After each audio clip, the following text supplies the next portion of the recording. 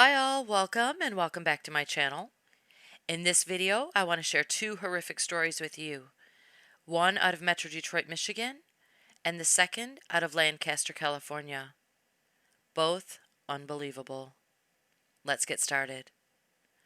Police say they received a 911 call for a domestic dispute at an apartment complex in Madison Heights, Michigan on December 11th of 2020. They said when they arrived on scene, they found 29-year-old Christopher McKinney covered in blood, lying on the floor in the hallway of the apartment complex.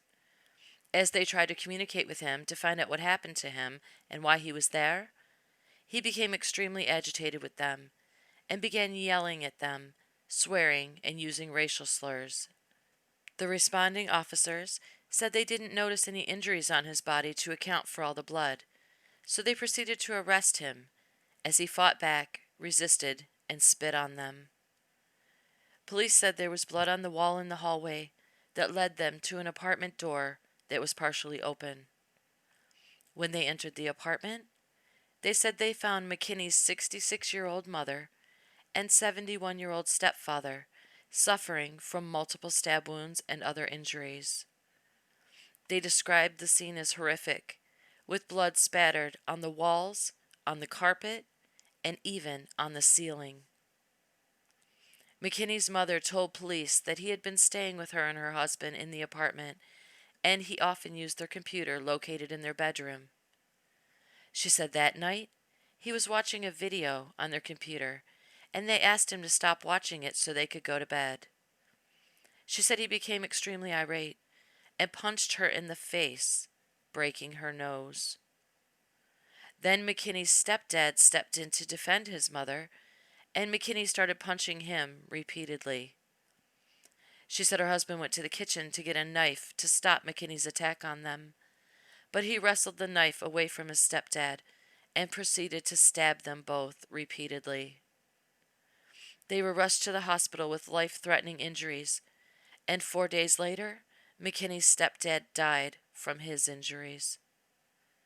At the time of his arrest, he was charged with assault with intent to murder and obstructing and resisting a police officer. Those charges will likely be upgraded to murder as a result of his stepfather's death.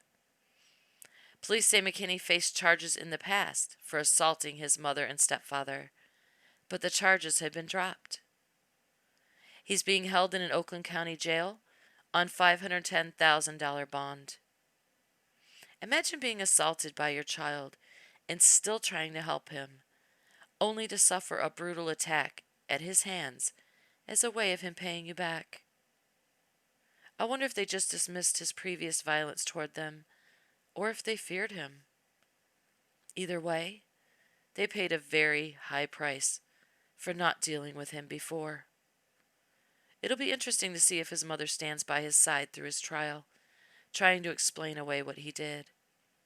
Although, I don't really see how she could. Our second story unfolded 3 days after Thanksgiving on November 29th of 2020.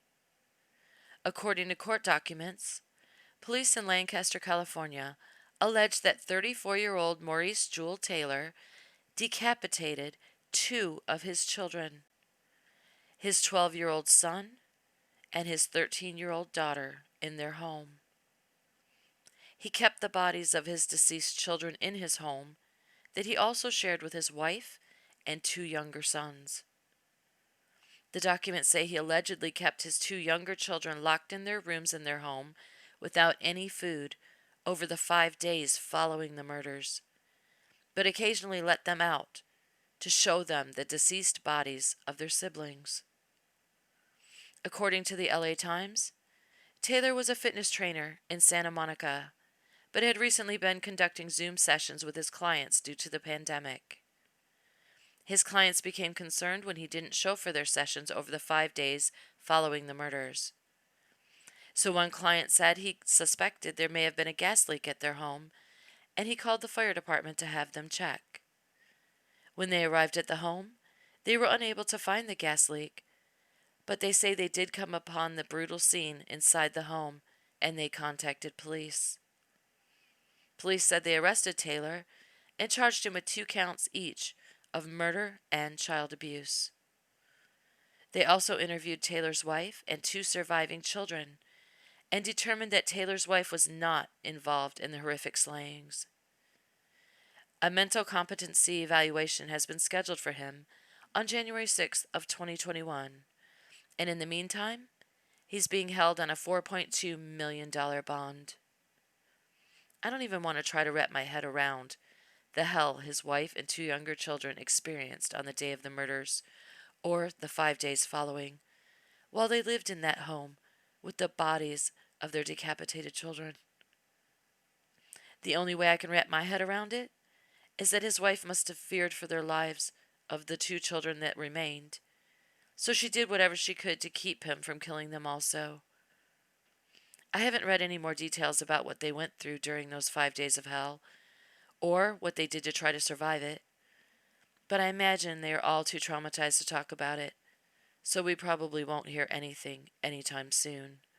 But some of his clients who heard what happened commented about how shocked they were and how they knew something was wrong when he wasn't responding to them. They claimed they knew the family didn't leave town because they had no money to travel, and they said he had always been so reliable and dependable in the past. They also described his personality as very mellow. I guess he must have had an evil side to him that they never saw, huh? If this case goes to trial, it's going to be interesting. Just hearing what his wife went through, why she couldn't escape, if he kept her locked up too, and what she may have done to prevent him from killing them all while he descended into madness, will be incredible to hear. I'd love to hear her story, as tragic as I know it will be. I pray that she and her children are somehow able to get through this, so they can try to piece together what is left of their lives and go on. But, unfortunately, I'm not sure that any amount of my prayers are going to help those poor children erase from their minds the horror they experienced. They're scarred for life. There's not enough therapy on this planet to erase that. God help 'em. Thank you all for watching. I really appreciate it. I know everyone's getting busy for the holidays, so in case you don't get to listen or I don't have time to record before Christmas, I want to wish all of you who celebrate a very Merry Christmas and very Happy Holidays. I hope you're all staying safe out there, and I'll see you on my next video.